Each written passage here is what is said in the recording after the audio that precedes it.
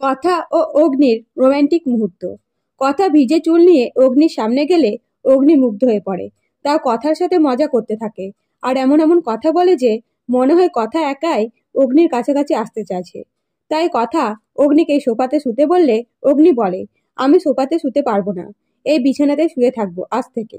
এই বলে কথার কাছাকাছি এসে বলে, কথা, তোর মুখে এই হাসিটা আমার খুব ভালো লাগে, তুই এইভাবে হাসতে থাকিস। এবং কথার সাথে রোমান্টিক হয়ে পড়ে অগ্নি। অন্যদিকে প্রমিত অগ্নিকে ফাঁদে ফেলবার জন্য অগ্নির ব্যাপারে ল্যাপটপে খোঁজ নেয়। আর যেই অগ্নি ছোটবেলার বন্ধুর ছবি পায় সেই মুহূর্তে ম্যান্ডিকে ছবিটা দেখিয়ে বলে, এই ছেলেটা হলো অগ্নি ছোটবেলার বন্ধু, এরও নাম প্রমিত শর্মা। আমাকে এই প্রমিত শর্মা সাজতে হবে, তাহলে অগ্নি আমাকে সহজে বিশ্বাস করে নেবে। এই বলে প্রমিত নিজের প্রোফাইলে অগ্নি ও অগ্নির বন্ধুর ছবি দিয়ে দেয়। এদিকে অগ্নি প্রমিত শর্মার ব্যাপারে অনলাইনে খোঁজাখুঁজি করতে গেলে প্রোফাইলে ছবি দেখে অবাক হয়ে যায় আর বলে, প্রমিতের প্রোফাইলে এই ছবি কেন?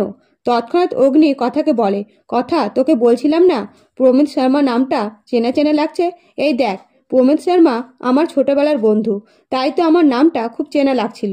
এই বলে প্রমিতের সাথে দেখা করার সিদ্ধান্ত নেয়। তখন কথার বাম চোখ লাফালে কথা বলে, বাম চোখ লাফাচ্ছে কেন? তবে কি কোনো বিপদ আসতে চলেছে?